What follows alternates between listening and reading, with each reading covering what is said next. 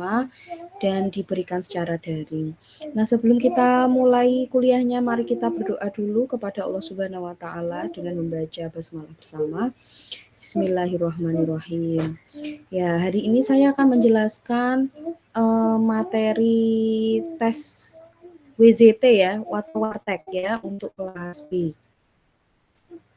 Nah, karena teman-teman juga sudah mengerjakan tesnya, jadi nanti setelah penjelasan materi ini, teman-teman langsung diberikan tugas untuk langsung menyusun laporan dari tes Wartek ya. Laporannya hanya sederhana ya, tidak laporan yang secara detail begitu, tetapi lebih pada pemahaman dan pengetahuan teman-teman dalam identifikasi respon dari stimulus-stimulus yang didapatkan, respon dari stimulus yang ada di dalam tes WZT atau tes Wartek.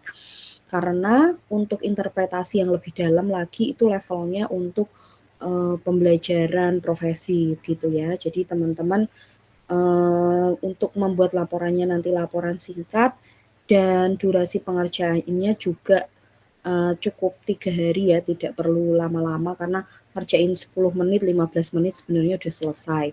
Kalau dikerjakan ya, mau deadline-nya lama, seminggu 2 minggu tetap aja nanti ngerjainnya juga mepet-mepet H-1 atau malamnya sebelum besok dikumpulkan gitu baru dikerjakan. Jadi daripada deadline-nya lama ya, mumpung materinya baru disampaikan masih fresh, jadi teman-teman nanti langsung tugasnya setelah kuliah ini adalah menyusun laporan dari tes Warteknya. Ya. Mami, mana cucuku tadi aku taruh itu.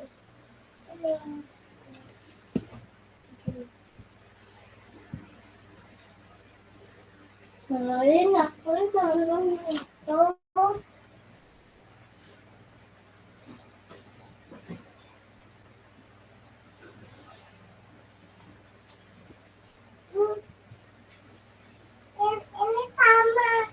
Oke ya, tes yang akan kita bahas adalah tes Wartek atau tes WZT. Tes ini termasuk tes proyektif, yang mana tes proyektif ini adalah bagian dari tes yang mengukur kepribadian ya, yang mengungkap kepribadian seseorang, yang mana masuk kategori proyektif karena stimulusnya sifatnya ambigu dan bisa direspon oleh subjek itu berdasarkan imajinasinya gitu ya. Tes Wartek sendiri adalah tes pemeriksaan kepribadian dengan menggunakan gambar yang diperoleh melalui sarana tes. Ya, sarana ini berisi sejumlah elemen grafis kecil yang fungsinya adalah menjadi suatu seri tema formal yang harus dikembangkan menurut cara subjek itu sendiri. Nah, kalau kalian lihat ya, kemarin tes Wartek itu kan satu lembar halaman yang di dalamnya itu ada kotak 8 kecil-kecil. Nah, dari dalam kotaknya itu, dari stimulus yang ada itu kan akhirnya digambar ya, membentuk sebuah gambar yang memiliki makna gitu. Tes WZT ini atau tes Wartek ini disebut juga DCT, Draw Completion Test, karena tesnya atau tugasnya adalah melengkapi gambar ya, melengkapi stimulus yang bentuknya itu dot ya, titik, garis miring, garis lurus, garis putus-putus, kotak kecil, kotak tebal gitu ya, yang kemudian dilengkapi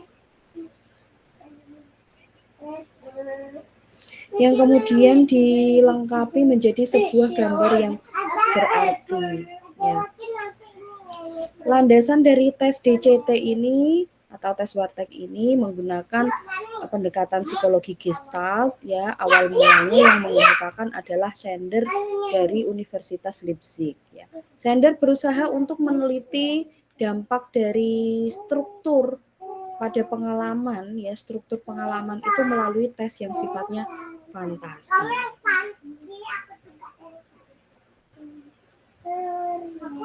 Nah, skema kepribadian menurut Sander sendiri ini dibagi menjadi 3 ya, tipe analitik, tipe sintesis, tipe analitik sintesis. Jadi yang ketiga itu kombinasi ya. Selanjutnya tes DCT ini dikembangkan oleh Erik Wartek yang karyanya disebut Gestaltung and Character, yang mana Wartek sendiri memiliki outline tipologi itu, menjelaskan outline tipologinya itu dibagi menjadi 3. Ada rasional volisional ya, yang mana terkait dengan tipologi rasional ini mengulas tentang persepsi seseorang, bagaimana kontrol dirinya ya, kemampuan dalam mengendalikan diri, kemudian vital emosional ya, emosinya, imajinasinya, dorongan impuls atau dorongan kekuatannya. Dan yang ketiga adalah tipe kepribadian yang produktif dan seimbang karena merupakan integrasi dari 2 tipe di atas ya. Ayo tuh tadi teman-teman muda. Loh aku yang ini.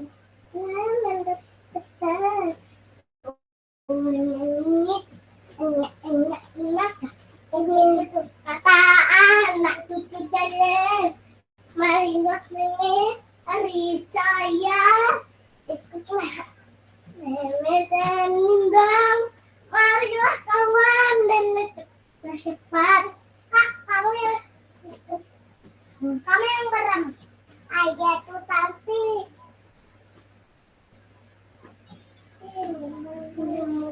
Kamu nggak nyanyi? Aku nyanyi tuh.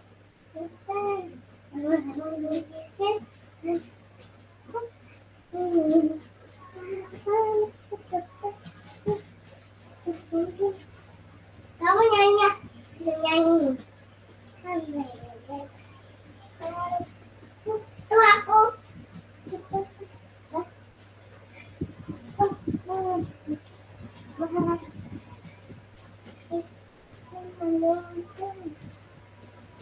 Tadi nyanyi.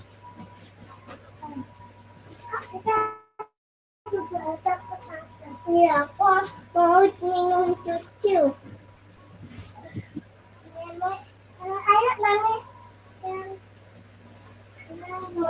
Mau itu micu. Mini. Jangan tintin. Tintin tuh cuma bentar. Bukan.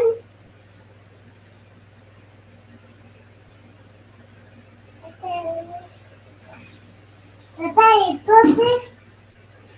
Kata itu makan dia mau tutup.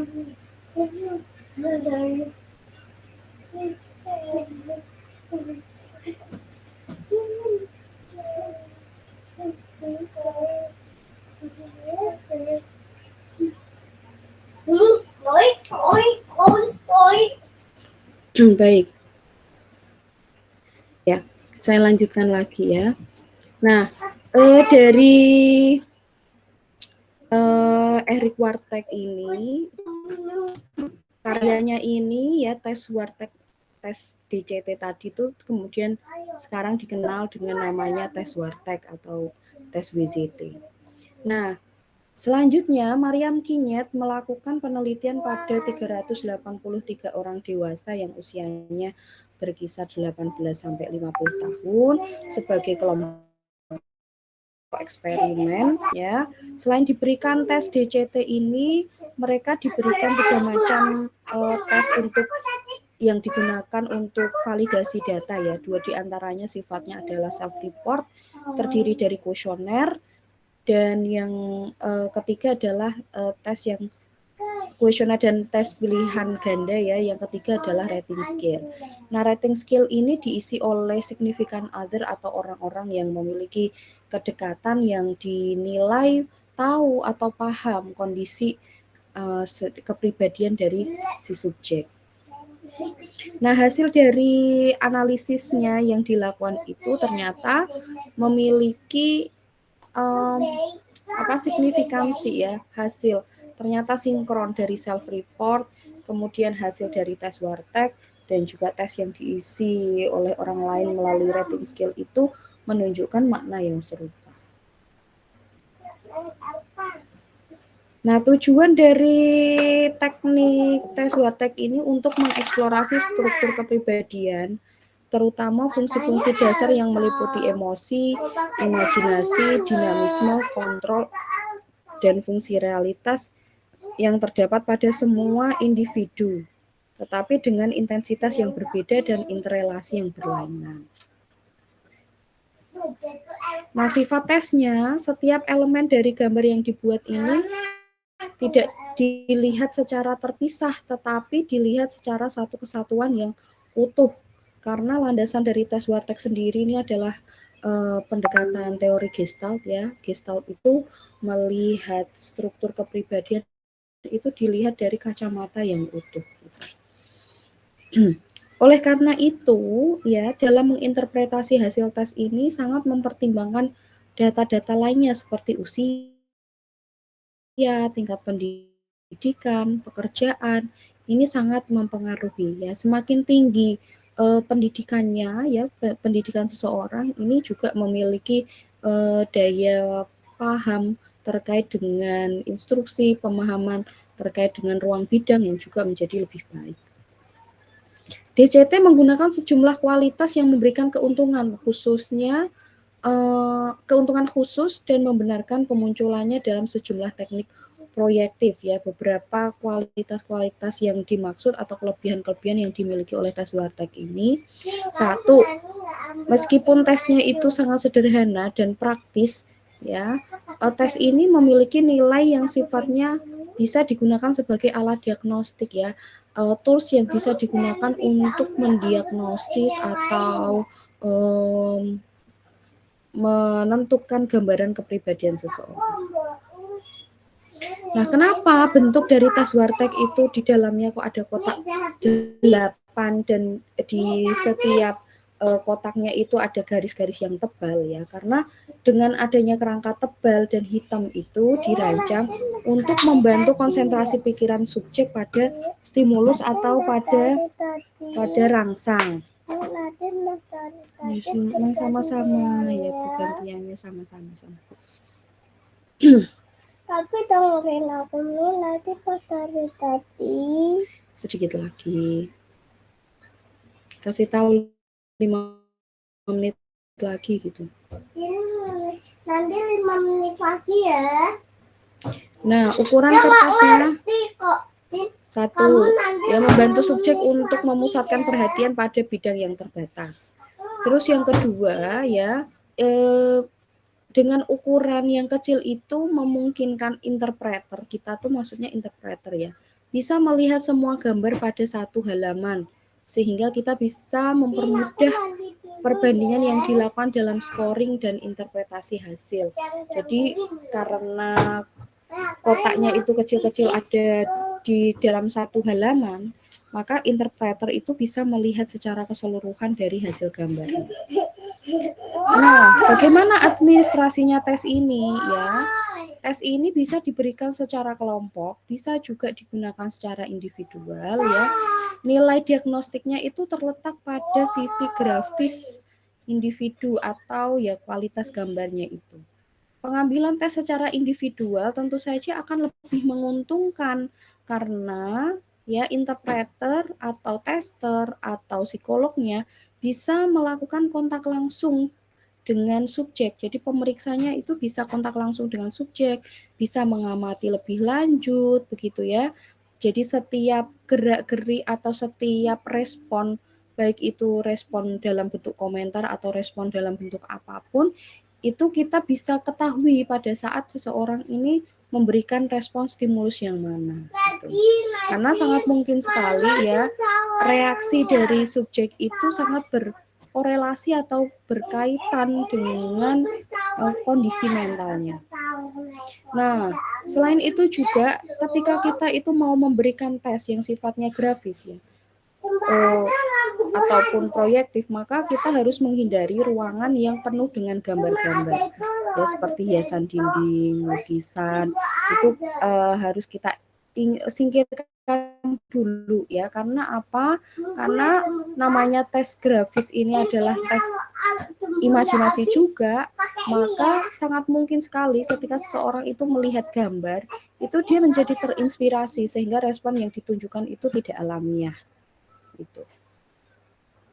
Alat-alatnya yang digunakan hanya 2 ya, pensil HB dan juga kertas lembar jawab kertas dari Wartek yang terdiri dari 8 kotak hitam yang ada di dalam lembarnya.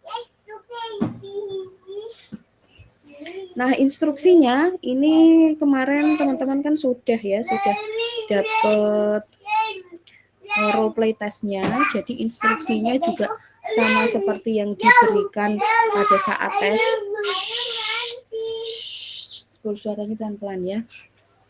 Nah, salah satu contoh instruksinya ini ya, baik ya adik-adik sekalian atau teman-teman sekalian atau Bapak Ibu sekalian. Nah, di sini kita akan melakukan tes ya. Mohon diperhatikan pada halaman tes yang ada di depan Bapak Ibu sekalian. Ya, coba dilihat di situ ada identitas. Maka saat ini silahkan isikan identitas terlebih dahulu. Nah, itu adalah hal yang wajib yang harus disampaikan ya. Nah, setelah semuanya mengisi identitas, barulah instruksi mengerjakan tes itu diberikan.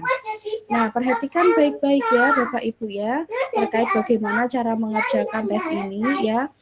Kita lihat ya pada kertas ini, Anda melihat ada 8 kotak. Ya, 8 kotak hitam kecil-kecil ya. Dan di dalam setiap kotak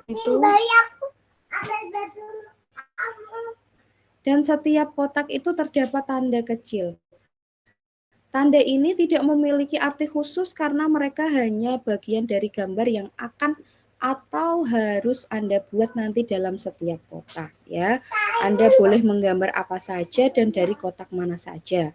Anda tidak perlu mengikuti urutan kotak seperti pada kertas ini, tetapi Anda diminta untuk memberi nomor urut pada gambar yang Anda buat sesuai dengan urutan Anda menggambar. Sebentar.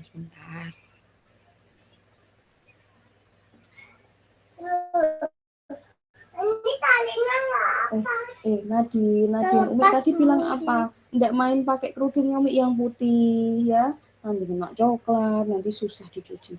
Ini kan ini aja. Oke, aku ambil yang lain ya. Yang lain. Jangan yang putih ya. Nanti Umi datang juga ya. Iya, nanti kalau Umi udah selesai ngajarnya.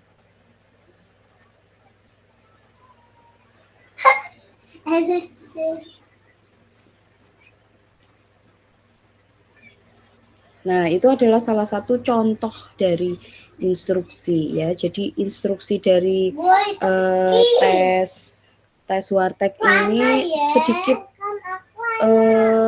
sedikit rumit begitu ya, dan banyak hal-hal yang harus diperhatikan dalam memberikan instruksi tes ya. Karena kalau tes grafis itu instruksinya salah ya atau kurang tepat, maka respon dari subjek ini juga menjadi kurang pas begitu ya, sehingga interpretasinya juga menjadi kurang pas.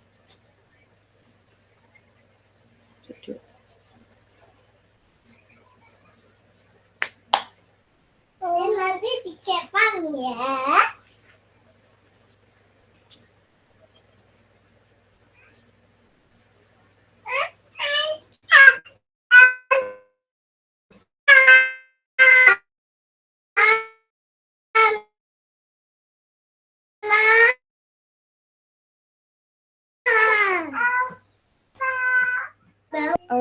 Yang dulu kepada subjek untuk mulai menggambar ya. Kalau sudah selesai menggambar, baru kita bisa instruksikan instruksi lanjutannya. Nah, instruksi lanjutannya ini tidak boleh diberikan semuanya langsung di awal karena instruksinya cukup panjang dan banyak detailnya, sehingga dikhawatirkan subjek itu nanti lupa kalau kita menyampaikan semua di awal. Nah, pada saat kita mau memberikan instruksi lanjutannya, maka kita harus tanya dulu sama peserta. Bagaimana Bapak Ibu semuanya? Apakah sudah selesai atau ada yang belum selesai? Gitu. Nah, Upayakan semua peserta sudah selesai semua dalam mengerjakan. Kalau sudah selesai semua, baru kita lanjutkan lagi. Baik ya, semuanya sudah selesai menggambarnya. Ya, perhatikan instruksi selanjutnya ya. Baik. Tadi dari 8 gambar tadi sudah diberikan nomor urut ya masing-masing ya. Mana yang digambar paling dahulu dan mana yang digambar paling terakhir. Nah, pada bagian halaman yang kosong di bawahnya, silahkan tuliskan urutan dari nama gambar yang sudah Anda buat ya. Nomor 1 gambar apa, nomor 2 gambar apa, hingga nomor 8. Kasih kesempatan dulu mungkin 5 menit atau 10 menit gitu ya. Setelah selesai, maka instruksi lanjutannya. Baik ya, semuanya sudah menuliskan nama-nama dari gambarnya. Ya, nah maka sekarang ya perhatikan semuanya ya. Dari ke-8 gambar tadi, manakah yang paling Bapak Ibu sukai atau paling Anda sukai dari ke-8 gambar itu? Pilih satu ya, pilih satu yang paling Anda sukai. Nah, pada gambar yang paling Anda sukai itu berikan tanda plus di samping nama atau di samping tulisan dari nama gambar tersebut. Nah, ingat nih, ya simbol-simbol ini tidak boleh digambar di dalam kotak. Kenapa? Karena semua respon yang muncul di dalam kotak itu akan diinterpretasi, gitu ya. Baik ya, sudah semua ya. Pada gambar yang paling disukai berikan tanda plus. Kemudian pilihlah satu dari ke-8 gambar itu gambar yang paling tidak disukai ya.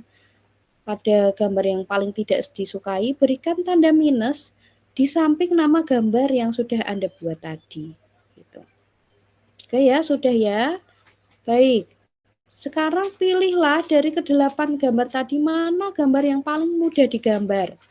Ya, berikan tanda huruf M di samping nama dari gambar tersebut.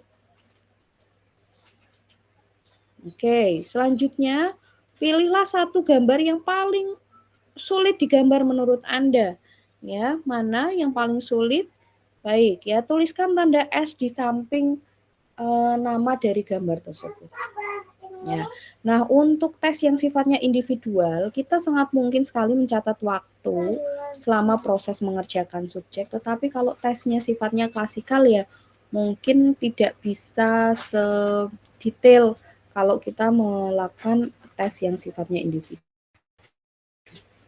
Nah, kalau kita ketemu subjek yang menolak menggambar ya dengan alasan tidak dapat gambar ya, maka kita bisa mengatakan bahwa oke ya, mungkin sulit bagi yang tidak sering menggambar, tetapi ingat bahwa tes ini tidaklah melihat keindahan atau mana yang paling bagus ya, tingkat kebagusan dari gambar yang dibuat.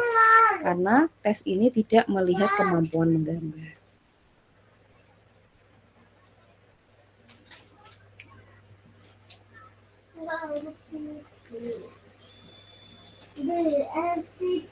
Oke, beberapa hal yang harus kita perhatikan.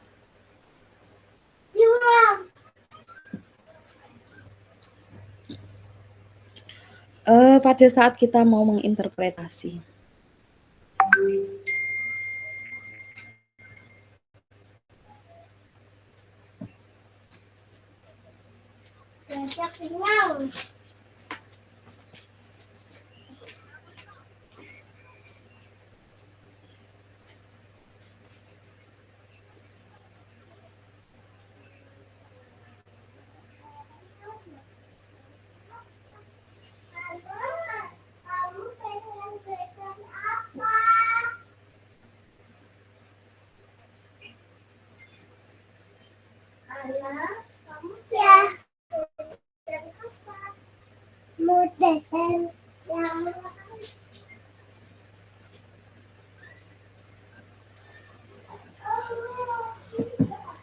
Reaksi-reaksi subjek terhadap stimulus. 1 ya, adalah reaksi indifference.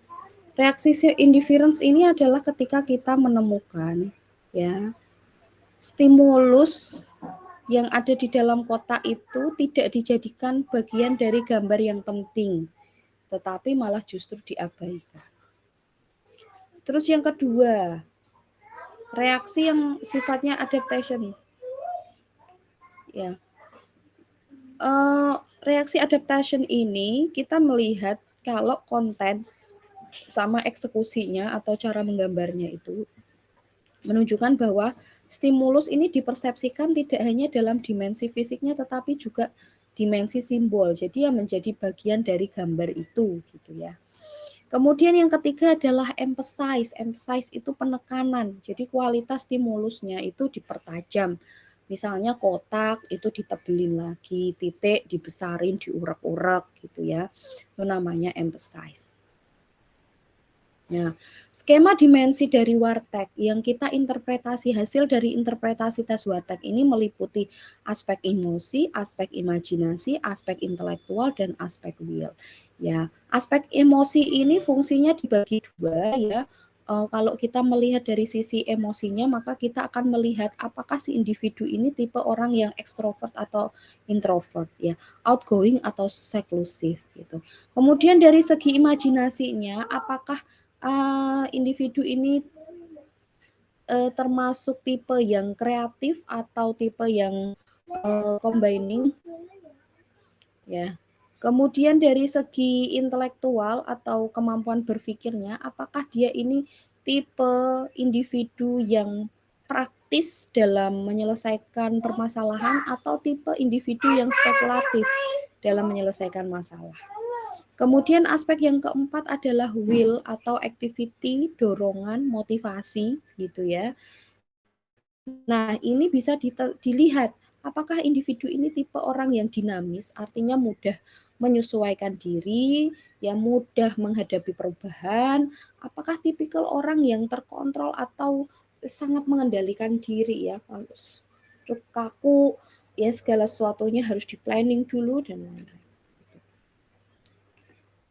Nah, dari segi emosi kita akan bisa melihat ya berdasarkan dari gambarnya ya apakah dia ini ekstrovert atau introvert gitu ya. Kalau ekstrovert maka ciri dari individu tadi itu dia lebih banyak menunjukkan atau mengekspresikan emosinya itu keluar gitu ya, sehingga karena dia ini menunjukkan ekspresinya, emosinya itu ke lingkungan, maka yang kesan yang ditangkap adalah individu ini mudah bergaul, ramah, ya tampak gembira, easy going, bebas dari ketegangan, mudah menyesuaikan diri, ya minatnya memiliki minat yang banyak, ya. Kemudian kalau introvert atau seklusif nih, orientasi dalam mengekspresikan emosinya itu ke dalam gitu ya. Jadi kebalikannya. Ya, sehingga individu ini ketika melihat segala sesuatu itu ya berdasarkan dari kacamata sudut pandang pribadi ya. Individunya sangat peka, menarik diri, penuh spekulatif, spiritual ya, memiliki pengalaman yang sangat berkesan, cenderung pemikir, cenderung mengembangkan konflik dan rasa khawatir, serta merasa tampak seperti selalu kurang puas gitu ya. Ya di flash dulu Kak. Ya, ya. Oke, sebentar ya saya pending dulu.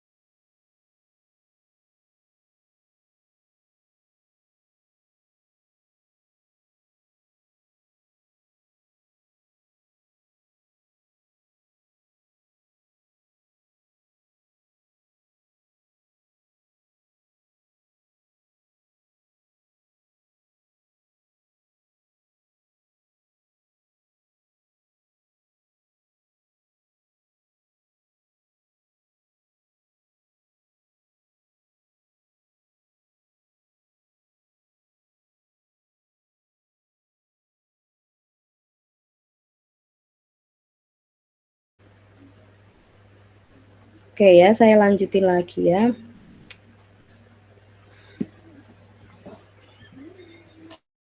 Nah, yang kedua adalah aspek imajinasi ya. Apakah tipikal individu ini adalah tipikal individu yang kombinasi ataukah tipe yang kreatif? Ya, kalau tipikal orang yang kombinatif ini ya dia merespon segala sesuatunya itu berdasarkan nilai-nilai yang sifatnya objektif, sesuai dengan pengalaman sensorisnya, berdasarkan pada persepsi dan orientasi ke arah realitas, produk yang dihasilkan juga cenderung estetis meskipun sifatnya konvensional. Jadi kecenderungannya ya kalau kombinasi ini ya rata-rata orang kebanyakan gitu ya, umum gitu. Sementara kalau tipe yang kreatif ini ya tipe yang looseness dalam kontak dengan visible reality ya, tipikalnya ini kalau orang yang kreatif itu ya seperti berbeda dari orang kebanyakan begitu ya, dia menyukai sesuatu yang sifatnya konstruk abstrak, udah benar gitu kok.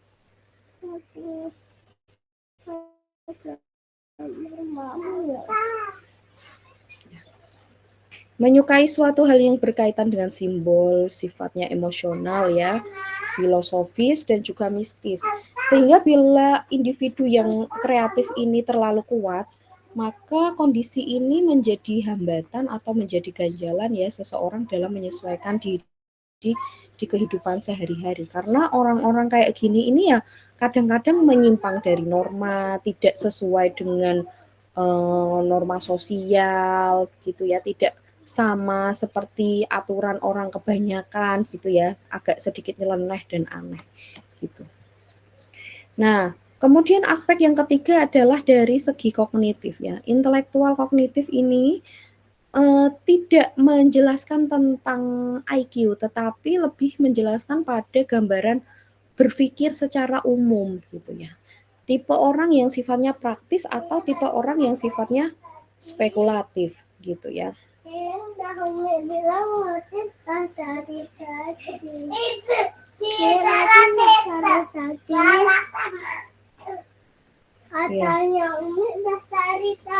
Ya sama-sama lihatnya.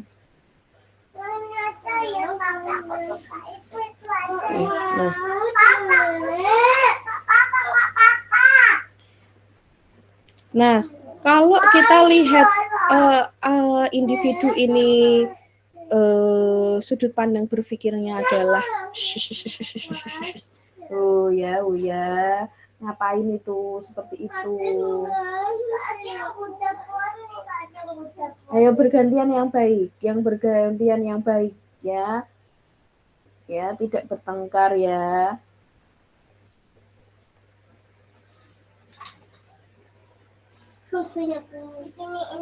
Mau. Jangan. Yo ya berteriak-teriak ya, Pak ya.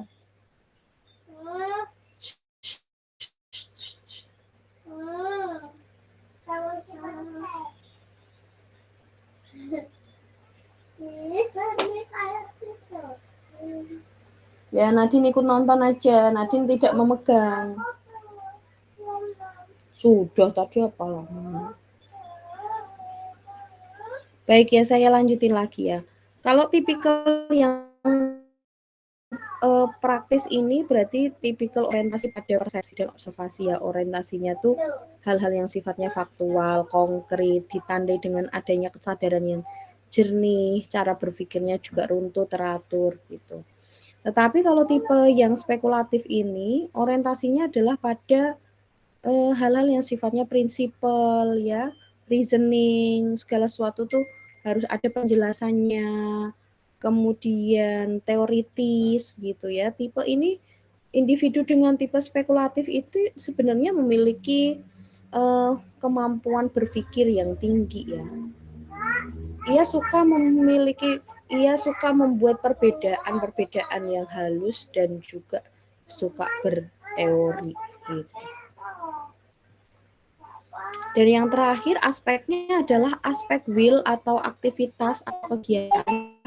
Apakah tipenya itu dinamis, apakah tipenya itu terkontrol. Kalau tipe yang dinamis ini berarti individu ini mudah menyesuaikan pada kondisi-kondisi baru gitu ya, energinya besar, dorongannya kuat. Sementara kalau tipe yang terkontrol ini ya, individu yang ngambil keputusannya itu cenderung konsisten, dia hati-hati ya. Segala sesuatu yang dilakukan itu harus terencana, senang pada keheningan, dan keteraturan perilakunya tampak konsisten, seragam, dan tenang.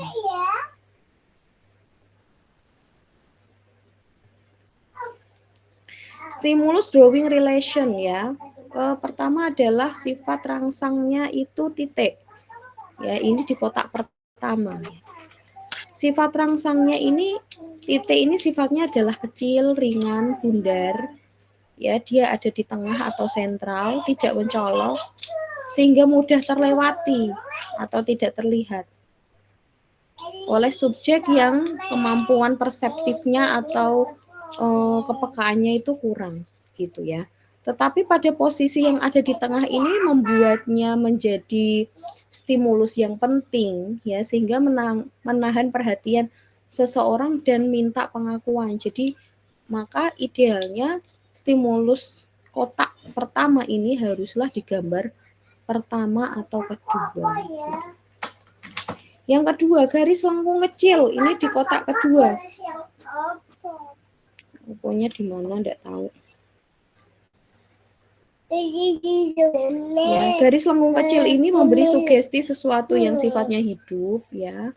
Mobile itu bisa bergerak, sesuatu hal yang sifatnya lepas, bergetar, tumbuh, dan mengalir ya. Sifat rangsang ini menolak pengakuan perlakuan matter of fact atau penggunaan teknis dan menuntut integrasi menjadi suatu hal yang sifatnya organis atau dinamis. Jadi di stimulus kedua itu bisa digambarkan sesuatu hal yang hidup atau suatu hal yang benda mati ya, tetapi bisa bergerak gitu.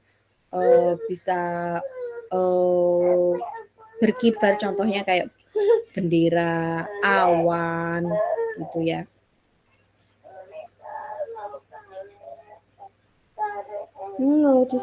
Di sini.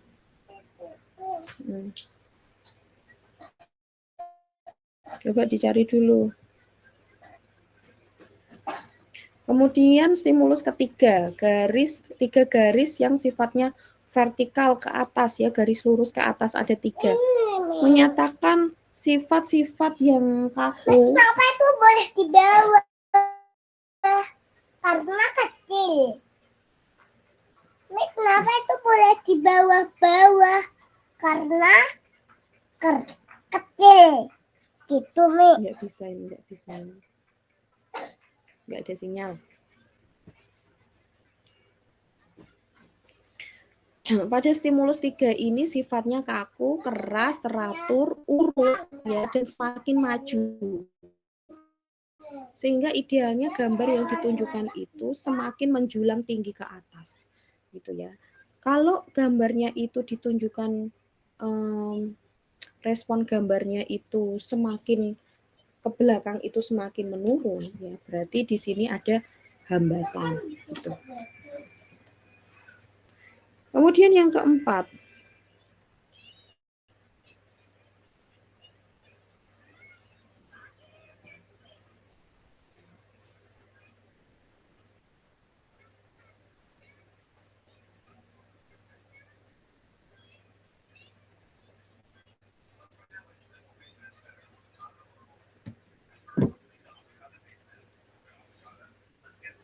segi 4 hitam ya, bentuknya berat, kokoh, kaku, statis, membangkitkan material yang konkret, inorganis, pasif, ya, mempunyai penampilan yang muram,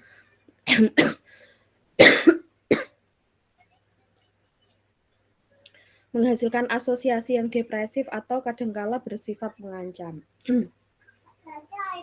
Maka gambar-gambar yang harus direspon atau respon-respon gambar pada stimulus 4 ini ya mestinya punya sifat-sifat yang seperti dideskripsikan ini. Kalau misalnya digambarkan gambar yang mudah rusak, mudah pecah misalnya, contohnya kayak layang-layang gitu ya. Ini kan mudah rusak, mudah hancur begitu ya. Nah, ini berarti ada problem di sini. Kemudian stimulus kotak nomor 5. Ya, bentuknya 2 garis yang miring yang berlawanan seperti nembus gitu. Nah, artinya apa di sini ya?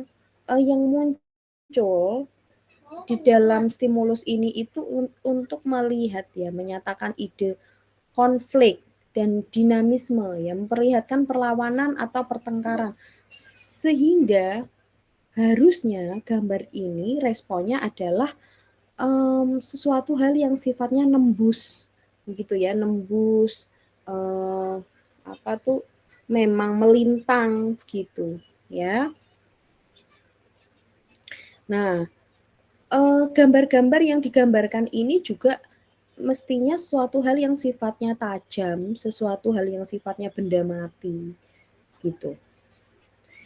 Selanjutnya kotak yang keenam ya, garis horizontal dan vertikal ya, garis ke atas sama gitu ya, kayak kotak gitu. Mempunyai aspek matter of fact ya, tidak berbelit-belit, bentuknya sederhana, kaku, bosenin, tidak memberikan ilham, sehingga selintas itu cocoknya hanya untuk menyelesaikan pola-pola yang sifatnya geometrik sederhana atau objek-objek elementer ya. Posisi yang berada tidak di tengah dari 2 garis tersebut membuat penyelesaian suatu yang seimbang menjadi tugas yang agak sulit gitu ya, yang menuntut kegiatan perencanaan yang cukup matang, sehingga perlu perencanaan yang cukup matang untuk mengeksekusi gambar tersebut gitu. Nah, stimulus yang ketujuh adalah stimulus bentuknya titik-titik ya, titik-titik hampir membentuk lingkaran, setengah lingkaran. Memberi sugesti sesuatu hal yang sifatnya halus, bulat, lembut, lentur. Karena lokasinya agak janggal, ada di pojok bawah begitu ya, sehingga menolak perlakuan yang sifatnya kasar atau perlakuan yang sifatnya biasa. Ya, maka gambar ini harus digambarkan sesuatu yang sifatnya penuh dengan lengkung begitu ya, atau suatu hal yang halus gitu. Kemudian yang kedelapan, garis lengkung lebar ya, seperti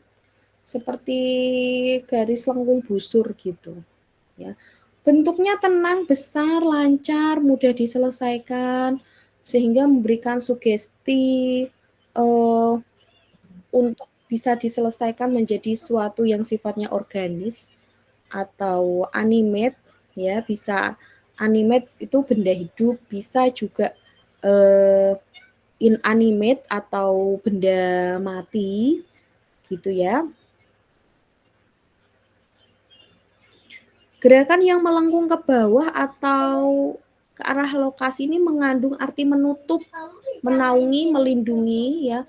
Ukuran yang relatif besar ini membangkitkan ekspansi dan kekuasaan ya, sehingga memang bentuknya harus digambarkan benda-benda yang digunakan untuk melindungi gitu. Ya.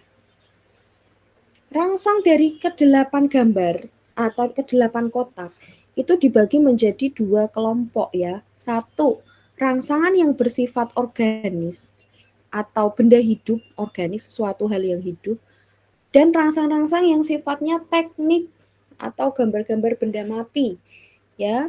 Rangsang yang sifatnya organis itu nomor 1, nomor 2, kotak nomor 1 artinya kotak nomor 1, kotak nomor 2, kotak nomor 7, dan kotak nomor 8. Itu gambar-gambarnya idealnya haruslah digambar sesuatu hal yang sifatnya organis. Kalau rangsang yang sifatnya teknis konstruktif yang harus digambar suatu hal yang kaku gitu ya. Itu tuh nomor 3, nomor 4, nomor 5, dan juga nomor 6. Gitu. Nah, dalam menginterpretasi tes Swartek ini ya, selain dari elemen grafis yang ada di dalamnya juga ya, yang harus kita lihat adalah yang pertama, konten dari scribblingsnya ya, coret-coretan gambarnya ya, abstraknya, potret gambar yang ada di dalamnya itu. Kemudian yang kedua adalah bagaimana cara mengeksekusi, yang mana kita lihat dari form level ya. Eksekusi ini maka kenapa ya di dalam instruksi tes itu tadi kok disuruh nulis urutan-urutan gambar ya, nomor 1 gambar apa, nomor 2 gambar apa, nomor 8 gambar apa. Karena dari urutan gambar ini digunakan menjadikan form level atau level di dalam interpretasi gitu. Nah, ini yang perlu diperhatikan ya. Aspek-aspek tadi ada 4 ya. Emosi, imajinasi, intelektual, activity, yang mana masing-masing aspek ini dibagi 2 karakteristik ya. Kalau nggak outgoing ya seklusif, kalau nggak kombinatif ya kreatif, kalau nggak praktikal ya spekulatif, dan satunya dinamik atau kontrol. Nah, ini adalah bagian interpretasi dari masing-masing aspek. Nah, kalau outgoing ini kita lihat dari mana? Misalnya gambarnya itu dominan gambar-gambar animate nature ya. Berarti bagian alam benda hidup ya, animate ya, suatu yang hidup dari alam. Contohnya kayak pohon, bunga gitu ya. Itu adalah animate nature. Kemudian fisiognomi, gambar-gambar elemen dari wajah ya, mata, alis gitu. Kemudian gambar yang expansion berarti gambarnya itu penuh, full di dalam satu kotak itu full. Ada curves-nya tuh lengkungnya dan sifatnya casual misalnya ya. Nah, itu kecenderungannya adalah dari segi emosinya ya, individu ini adalah cenderung tipe yang ekspresif ya, mengekspresikan emosinya itu keluar.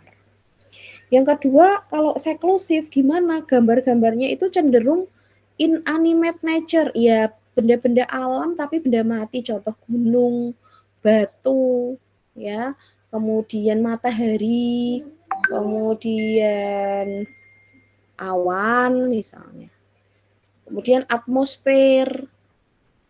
Selain itu juga gambar garisnya itu tipis ya. Kemudian bisa juga yang digambar adalah abstrak yang sifatnya simetris ya, misalnya cuman kayak gambar kotak-kotak atau gambar yang sifatnya geometrik gitu ya. Terdapat banyak shading atau bayangan-bayangan ya. Gambarnya merupakan parts atau bagian-bagian kecil ya, ada coret-coretannya, scribbling dan skematis gitu. Maka kalau dominan gambarnya itu adalah benda-benda mati kecil, garisnya tipis, ya ini cenderung seklusif. Kemudian dari segi imajinasi ya, kalau tipe yang kombinatif ini gambar-gambarnya ya kecenderungannya adalah gambar fisiognomi, gambar wajah, kemudian ornamen-ornamen ya, simetris yang sifatnya abstrak. Sementara kalau tipe kreatif ini biasanya gambarnya expansion, jadi penuh gitu ya, penuh dengan fantasi ya, orisinil, gambar abstraknya itu asimetris dan banyak dark shading-nya atau apa tuh namanya ya, shading-nya itu cenderung gelap gitu, ada bayang-bayangannya. Nah, selanjutnya aspek yang intelek ya, dibagi menjadi tipe praktis dan tipe spekulatif. Tipe praktis ini ya, objek-objek yang ada di dalamnya ini cenderung gambar-gambarnya itu detail ya. Kalau spekulatif ini gambar-gambarnya cenderung teknikal abstrak ya, yang saling terhubung satu sama lain. Kemudian kalau aspek activity ya, maka bisa dilihat apakah dia dinamis atau terkontrol itu kalau gambar-gambarnya ya banyak animate nature-nya, movement-nya, kayak gerakan suatu hal yang bergerak gitu ya. Gambarnya penuh, kemudian tekanannya kuat ya, strong pressure ya, orientasinya gambarnya itu jelas, maka tipikal ini adalah tipe orang yang dinamis tadi, mudah menyesuaikan diri. Kemudian kalau tipe yang terkontrol ya, gambarnya itu kosong, empty. Kemudian garisnya juga lurus-lurus ya. Gambarnya sangat berhati-hati sekali kelihatan gitu ya. Banyak duplikat-duplikatnya, gambarnya tuh serupa-serupa kayak ulang-ulang gitu ya. Nah, ini berarti tipikalnya adalah terkontrol. Ya. Nah, ini materi dari tes Wartek ya. Jadi teman-teman nanti silahkan perhatikan dari tiap-tiap detail kotak ya, akan direspon oleh subjek itu dengan ciri-ciri yang seperti apa. Misalnya nomor 1 di gambar bunga. Bunga itu berarti animate nature gitu ya. Terus apalagi di situ? Apakah gambarnya kecil? Apakah digambar besar? Apakah penuh? Apakah banyak coretannya? Apakah banyak scribblingnya? Yaitu yang harus dideskripsikan gitu. Gitu ya.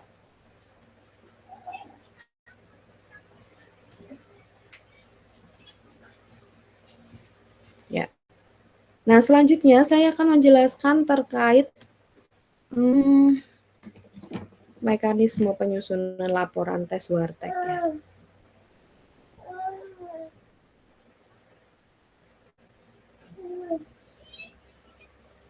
Laporan tes Wartek. Ya. Untuk laporan tes Wartek ini untuk level sarjana ya adalah berada pada tingkat ini ya ketelitian dalam mengidentifikasi.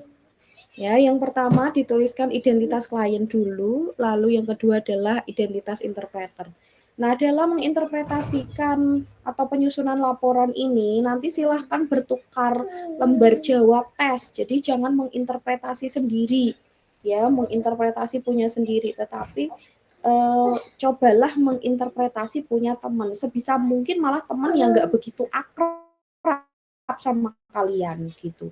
Karena kalau nggak begitu akrab, kalian akan cenderung lebih objektif dalam melihat respon dari gambarnya ya, tidak menginterpretasi karena pengetahuan kalian dalam mengenali si subjek itu dalam kehidupan sehari-hari gitu ya.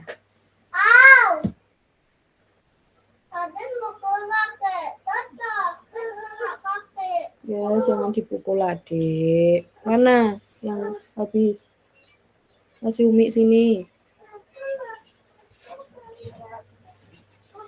Oke. Selanjutnya adalah ya mendeskripsikan hasil tes ya. Stimulus 1 digambar kontennya apa?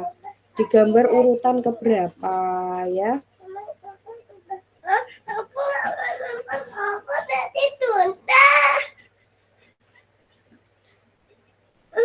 Nah, selanjutnya adalah bagian kolom analisis. Belum. Kolom analisis ini dijelaskan sifat dari rangsangnya. Sifat dari kontennya. Kontennya misalnya bunga. Bunga itu gambarnya seperti apa cirinya ya. Dia makhluk hidup, dia dari alam, ada lengkungnya, ringan. Terus gambarnya tuh apakah empty begitu ya ataukah penuh. Itu tuh harus dideskripsikan di situ.